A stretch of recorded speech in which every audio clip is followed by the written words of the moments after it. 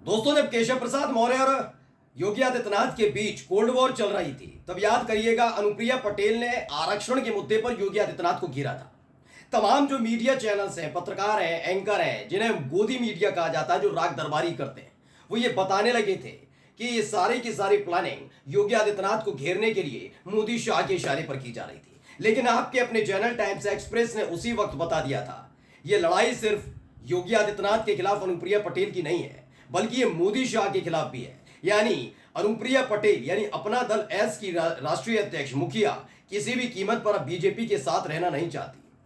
उस वक्त भी उन्होंने खुलकर विरोध करना शुरू कर दिया था, और अब देखिए, अब उन्होंने एक कदम आगे बढ़ते हुए नरेंद्र मोदी, जी हां, प्रधानमंत्री नरेंद्र मोदी के लिए एक ऐसी बात कह दी है जिससे साफ साफ जाहिर होता है कि मोदी और शाह जो पूर्ण बहुमत की सरकार के दम पर लगातार अपने साथियों, अपनी ही पार्टी के नेताओं को दरकिनार करते रहे, उनको कमजोर साबित किया जा रहा है।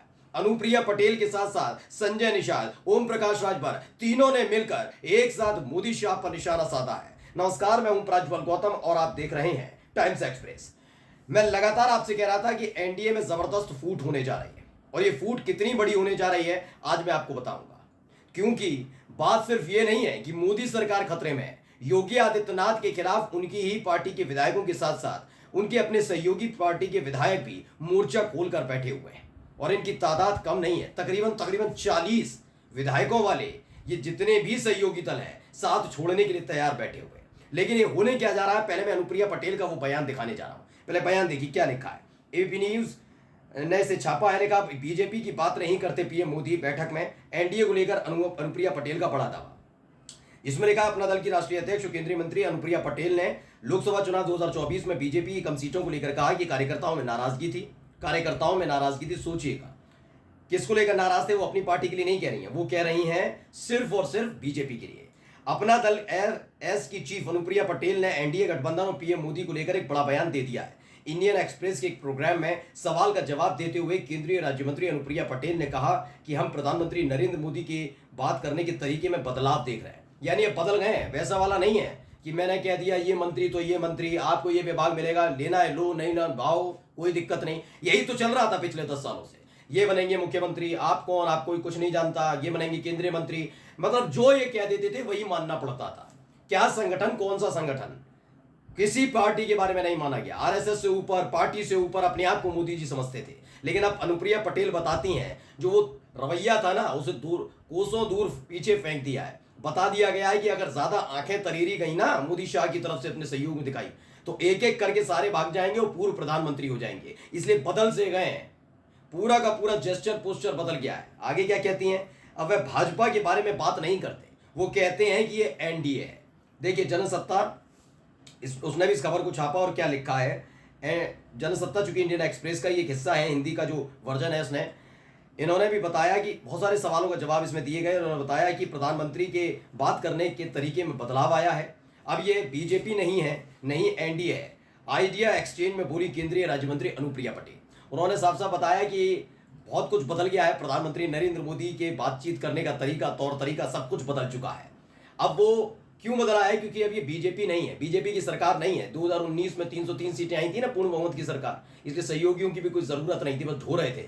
अब सहयोगी ने ढो रहे हैं, ये साफ साफ जाहिर हो गया है। इसी में सबसे आखिर में लिखा है, जनसत्ता में एक सवाल पूछा गया, पिछले 10 सालों में भाजपा के पास प्रचंड बहुमत था और उसने सब कुछ पीछे छोड़ दिया। अब जब भाजपा के पास वह संख्या नहीं है, तो क्या आप उसके दृष्टिकोण में कोई बदलाव देखते हैं? तो इस पर अनुप्रिया पटेल कहती हैं, हम प्रधानमंत्री की बात करने के तरीके में बदलाव देख रहे हैं। वे भाजपा के बारे में बात नहीं करते, वे कहते हैं एनडीए है, यानी कमजोर हो गए हैं प्रधानमंत्री। ये साफ साफ जाहिर अनुप्रिया पटेल ने अपने बयान में कर दिया है। अब देखिए, पहली बात हुई अनुप्रिया पटेल की, अब दूसरी बात करते हैं ओम प्रकाश राजभर की। देखिए, ओम प्रकाश राजभर के लिए हमेशा कहा जाता है वो सत्ता के लिए लालायित रहते हैं। जब उनको देखा कि समाजवादी पार्टी की सरकार आ सकती है 2022 में, तो वो कूद कर पहुंच गए सपा के साथ। जैसे ही पता लगा नहीं बन पाई, दोबारा कूद कर आने की कोशिश की बीजेपी में। योगी आदित्यनाथ ने घास नहीं डाली, समाजवादी पार्टी ने बॉयकॉट कर ही दिया है, किसी भी कीमत पर नहीं लेंगे ओम प्रकाश राजभर को साथ में। शाह के पास जाते हैं, एनडीए में शामिल हो जाते हैं, हाथ पैर मारने के बाद, मान मनोबल कराने के बाद आखिरकार वो कैबिनेट में शामिल हो जाते हैं। लेकिन अब जब देख रहे हैं कि भाई लोकसभा चुनाव में बेड़ा गर्क हो गया और जनता बीजेपी को पसंद नहीं कर रही है, तो एक बार फिर से मुखर हो गए। अब क्या कर रहा है देखिए, इन्होंने कहा यूपी पॉलिटिक्स, एबीपी न्यूज ने इसे भी छापा लिखा। ओम प्रकाश राजभर ने खुलकर किया केशव प्रसाद मौर्य का समर्थन, कहा वह बिल्कुल सही है।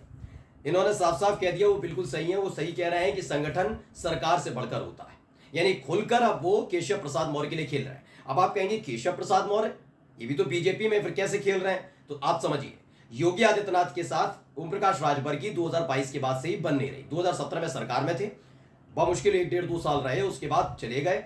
इनको लगा था कि मैं किंग मेकर हूं, लेकिन बाद में समझ में आया गलती हो गई। लेकिन समाजवादी पार्टी के साथ गए, नई सरकार बन पाई, फिर बीजेपी में आए। ये इनका तौर तरीका रहा है, ठीक है। उसी के बाद से इनकी और योगी आदित्यनाथ की ठनी हुई है, दोनों की ठनी हुई है, जबरदस्त तरीके से ठनी हुई है। अब जब इन्होंने देखा कि बीजेपी में बगावत हो रही है, सत्ता में बने रहना है, केशव प्रसाद मौर्य का पलड़ा भारी है, अखिलेश यादव का जलवा दिख रहा है, अखिलेश यादव और समाजवादी पार्टी इन्हें लेगी नहीं साथ, तो किसी एक सूत्रधार के जरिए या फिर किसी ब्रिज के जरिए जाया जाए। तो केशव प्रसाद मौर्य के जरिए अपनी नैया पार लगाने की कोशिश कर रहे हैं, इसीलिए खुलकर केशव प्रसाद मौर्य के लिए बैटिंग करने पर उतर आए। अब आइए किसकी बात कर रहा हूं, अब एक है तीसरा दल इनके साथ, जो है निषाद पार्टी, संजय निषाद की पार्टी। अब इनके बेटे के साथ क्या किया गया है, उसके बाद उनके बेटे यानी कि जो श्रवण निषाद है, जो चौरा चौरी से विधायक भी हैं, उन्होंने मोर्चा को दिया। मंत्री संजय निषाद के बेटे और बीजेपी विधायक श्रवण निषाद की सुरक्षा हटाई गई, कहा सीएम योगी तक जाएंगे। दरअसल जो श्रवण निषाद है उन्हें 1 साल से सुरक्षा मिली हुई थी, धमकी मिल रही थी और उसके बाद सुरक्षा दी गई। अचानक से योगी आदित्यनाथ ने देखा कि यहाँ तो पिछड़ा बनाम अगड़ा हो रहा है। जैसे ये हुआ वैसे ही खासकर पिछड़े समाज से आने वाले तमाम नेताओं विधायकों से उनकी सुरक्षा वापस ली जाने लगी। उसमें श्रवण निषाद को भी ले लिया लपेटे में, क्योंकि निषाद पार्टी के अध्यक्ष संजय निषाद भी लगातार केशव प्रसाद मौर्य का समर्थन करते नजर आ रहे थे। इसके फौरन बाद ही श्रवण निषाद ने मोर्चा खोल दिया।